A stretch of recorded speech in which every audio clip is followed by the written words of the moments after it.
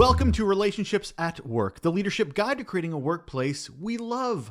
I'm your host, Russel Lolacher, a communications and leadership nerd with a couple of decades of experience in both of those areas and a heap of curiosity in all areas on how we can make the workplace a better place. And this show is a great resource to help us with that. Every week on the show, I talk with a local or global leader on topics that are here to help us improve the workplace. We've tackled such topics as negativity, empathy, activism, burnout, mental health, imposter syndrome, diversity, equity, inclusivity. I'm never going to run out of things to talk about improving the workplace and making leaders better.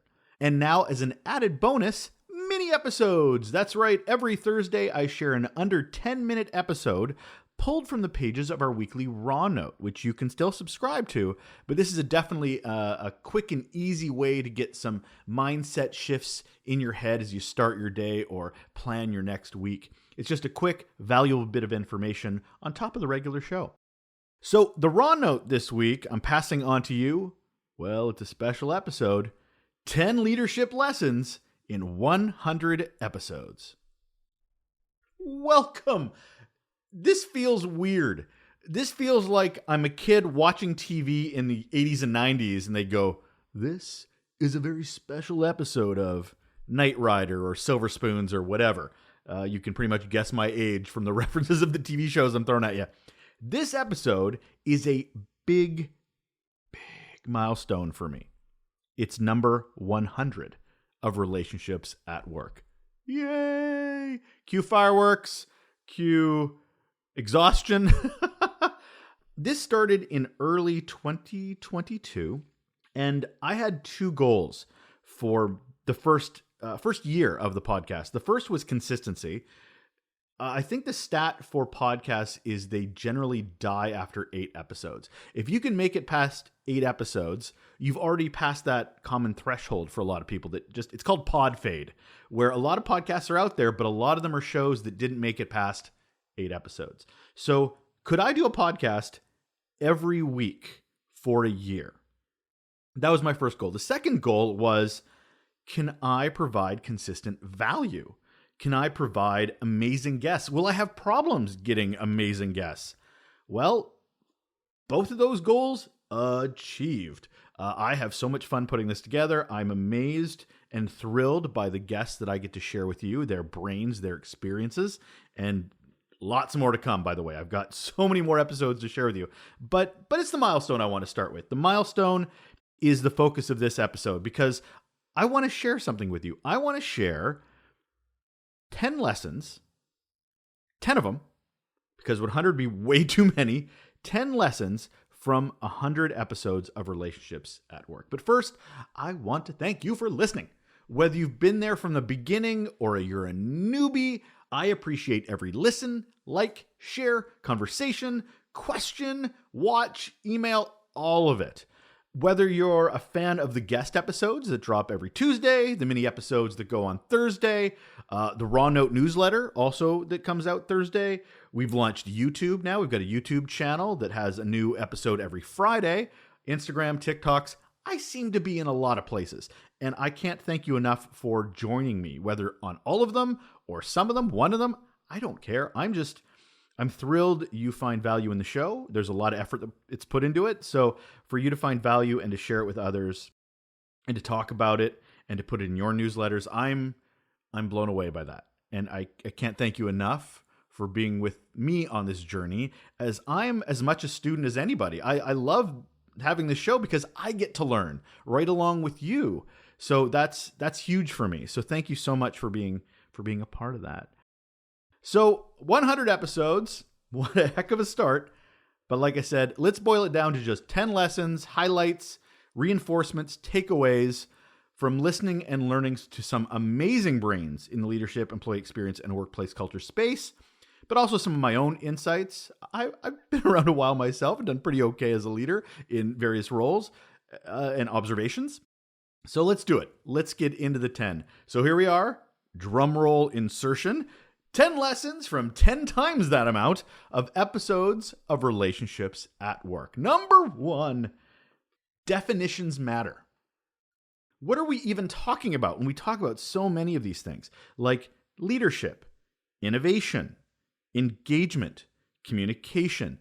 These are words that are almost used in every other sentence or more in emails, conversations, goal setting, plans. We use these words almost to the point where they don't have as much meaning.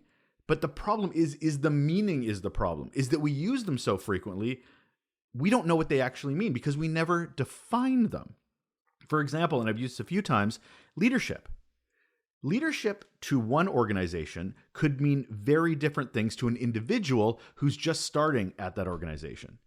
We assume people know, we assume we have the same vision and idea of what leadership is, what a leader looks like.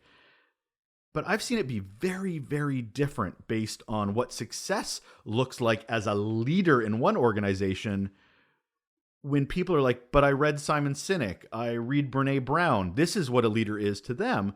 And if they don't align, you're going to have some big problems when it comes to employee experience and employee engagement. You just have to define engagement. Number 2, values mean nothing on a poster. They don't. I don't care whether it's your HR department put it together or your vision has a soaring eagle on a poster in some meeting room, or it's on a website. Oh my goodness, it's all on a bunch of websites. But what does that mean when the rubber hits the road? What does that mean in an organization when we point to the words and go, these are our values, this is what we are, but then you see actions that totally, go against those values, and they don't get punished. They don't get, discussed. They just become also part of the norm. So how important and valuable are your values if you're not operationalizing them? Justin Robbins was on the show. Great story he talked about when he was at Hershey, where they actually rewarded employees when they demonstrated the values of the organization. They would have leaders go around with these little checkbooks and basically walk up to people as they saw them demonstrate whatever their values were: curiosity, innovation, ingenuity. I don't know what Hershey's values are, but they'd see them and they'd write them like a note of thank you. And I think there was also a contribution, like you get a Hershey buck or something or ever that you could cash in at their store or an experience within the organization. But needless to say, rewarded, reinforced and rewarded. That is how we understand values. And it reinforces that is the culture in which you work if you're reinforcing them.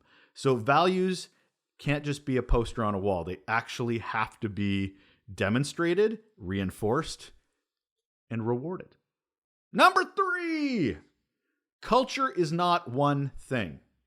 How many times have you heard from an executive where they're like, we need to figure out our culture. We need to define our culture. We need to, I've seen it. I've presented in rooms where people have asked me questions in regards to this. The problem with that is there already is a culture. There is a culture across the organization.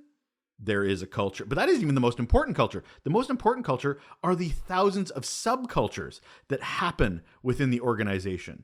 Sure, we can say this is the culture of the organization we have, but if you have a leader that's not great, they'll have staff that are creating their own culture to defend themselves from a bad leader or to create an environment in which they like to show up to every day. Or there'll be a bunch of people that have different ways of speaking and understanding the world. I'm talking whether that's through a diversity lens, whether that's from any lens where people have commonalities. They will create their own culture within the larger culture. And if you as a leader are just painting the organization with one culture brush, you are missing the point. You do not understand how organizations work, and you are not being curious enough in trying to understand those that work within your organization because you think culture is one thing, and it is not. It is not easy, but it is worth it to better understand the culture and the many cultures of your organization, especially if you're trying to get buy-in, change management, all of it. Number 4, diversity and inclusion covers a lot more than you think. Now, when I say the words diversity and inclusion, I want you to close your eyes. Hopefully you're not driving right now or running. This could be dangerous. I want you to think what you think of when you think of diversity. You could be thinking of someone in a wheelchair. You could be somebody with different skin color than you, or somebody with another different cultural background. Could be economic. But it doesn't end there. There are people that work differently. Night owls, for example. I just did an episode on night owls and how they are productive at different times of the day.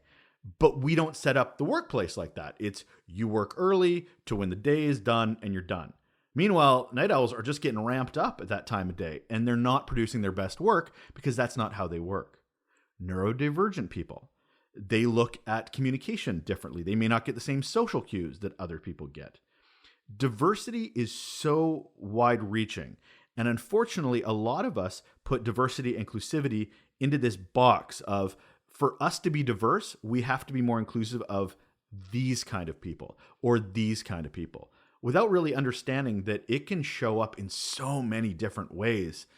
We talk about diversity and inclusivity so much, but I don't think we dig into what diversity actually means, back to that definition thing again, and how it can show up in different ways in the organization and what we're missing out in by not embracing all those spectrums and aspects of diversity. Number 5, we're halfway there. This is a much longer episode, so thank you. It's a special episode, right? That's why it's a little longer. Yeah, going with that. Anyway, I hope you're enjoying this. Number 5, psychological safety is everything. We can talk about culture. We can talk about diversity. We can talk about inclusivity. We can talk about equity. We can talk about belonging. We can talk about burnout. We can talk about, but you know what? If we don't have psychological safety, we can't talk about any of these things because nobody feels safe to express themselves. Be honest. Again, we have executives who say things like, let's talk about our culture. And we're like, our culture is we don't trust executive. That could be some organizations. I've talked to a lot of guests who tell me about horror stories about employees that just do not feel like they can connect with others in the organization. So psychological safety is absolutely paramount for any sort of change, any sort of growth, any sort of health of an organization. As I often say, an open door policy, the least important thing in that policy is the door. It's about the people and the relationships and that trust that needs to be built. Psychological safety is a priority and everything grows from that. Number 6, we carry workplace trauma for decades. I started soon after a couple episodes of the podcast by asking each of my guests what's their best or worst employee experience. Now, some shared their best. That was great. Really appreciate it. It all shows a little bit of different aspects of their growth through their employee journey. And usually the negatives are usually the one that people go to. Almost always, every employee experience that was bad that they shared was one of two things. One, it was something that happened to them in their early parts of their career, whether in their teens or their early 20s, or it was the reason they quit entirely and started their consultancy decades ago. But the reoccurring theme of all that was it was stories they remembered from 20, 30 years ago.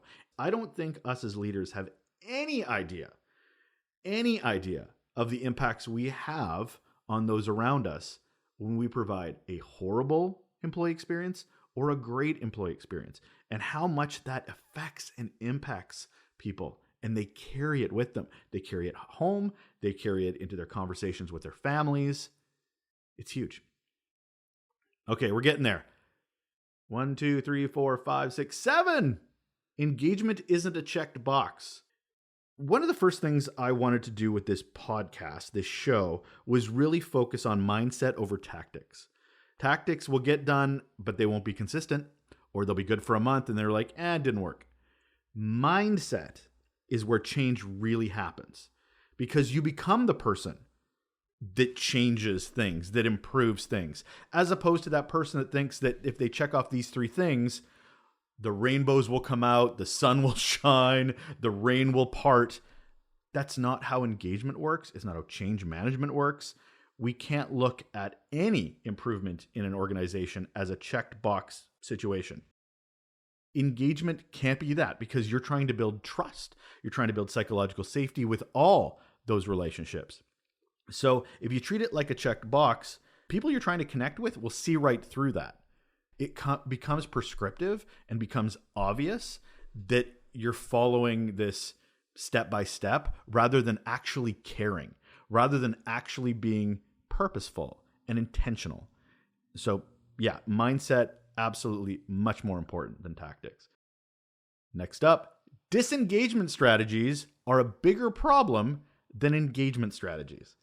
Jeff Toyster inspired this. He wrote this little post. I don't think he realizes how much impacted me or how much it made me just shift my whole way of thinking when it came to engagement.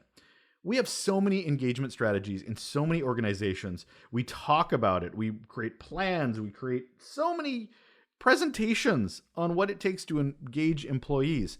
The thing is, no organization hires disengaged staff.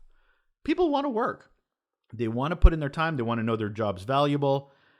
It's the disengagement. It's the broken processes. It's the condoned bad leadership or bad behaviors. People get disengaged from the workforce by seeing these practices over and over again. That's what disengages them. So I think it would be much more impactful if we understood a disengagement strategy and how we can figure out to shift that needle. What roadblocks do we need to move? What challenges do we need to fix? What processes do we need to review? Who do we need to listen to? Disengagement, I think, is a much bigger problem than employee engagement ever will be. Number 9, problems are universal, regardless of industry. I don't care where you work. It could be anything from the media, could be retail, could be nonprofit, could be public service, it doesn't matter where you work. Humans are humans are humans are humans. Good humans, bad humans, habits, everything is human. It does not matter which industry you're in. All of what I talk about on this show can be translated very easily into any organization. I talk about topics that I know are very relevant to one industry, and I'll bring them up, and somebody in another industry is like, yep, totally happens in mine too. It is so universal. We can't think we're special just because we're in some industry that we think is different than others. It's just not. People are people are people are people, and we need to understand them by making that effort and not putting up excuses like, oh, we're different. Can't do it. Okay, number 10. Here we go. The one thing people can do to improve their relationships at work, this is a play on the last question I ask every episode of my guest, effort and priority. Right away I say one thing and I give you two. Aren't I sneaky? All right, so relationships at work don't just happen. We can't think that building relationships at work is any different than building relationships through our lives, through our loved ones, family members, best friends.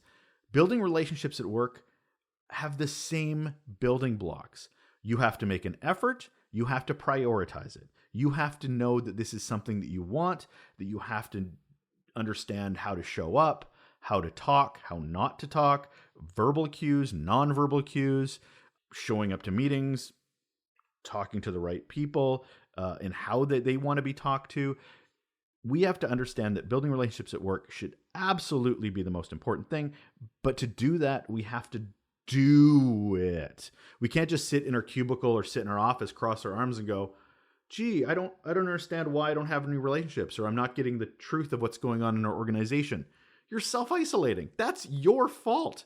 You have to make the effort, come out from behind your desk, go make a friend, go talk to somebody that is in a completely different wage bracket than you are.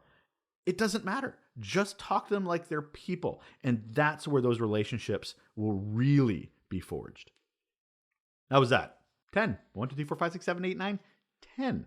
Now, of course, I've learned so much more on this show. I'm sure you have as well. But I just want to look back and look at some of the reoccurring themes of the show, of things that have certainly shown up more than once and that I really wanted to sort of pull together into one episode to share with you. So thank you for letting me reflect a bit. I hope you get a chance to reflect on the show and shows that we've done to date. As I've said, I've got so many more shows to share. I've got so many great guests lined up. I am so excited to keep the momentum going. And speaking of which, on a side note, I just really want to thank the guests that have been on this show. I started like basically just reaching out to buddies and friends of mine that I'm like, hey, you're important. You want to be on the show, and I talked to a lot of my customer experience connections from my experience in that area back in the day, and it just grew and grew, and people would recommend other people, and yeah, it's been such a great experience. Just even building those relationships. I would be really stupid if I talked about relationships at work and I didn't make the effort myself to build relationships with my guests and you as the listeners. So that has been so valuable to me. So thank you so much to all my guests and to those that have been a part of recommending them, suggesting them, and filling this show with so much knowledge and value. I'm gonna leave it there. This has been a very long episode of a mini episode. This is not common. Every mini episode usually goes around under 10 minutes, but this one was a special one. 100 episodes. 100 episodes. Yeah, I'm really wrapping my brain around. That is a huge milestone for me, and thank you for being a part of it. And I'm going to leave it with some gratitude. And yeah, if you want to reach out to me, please email me at hello@russellolacher.com. You can find me on my website. There's a contact form there as well. You can reach out to me. I always love hearing from you. All right, take care. Bye-bye.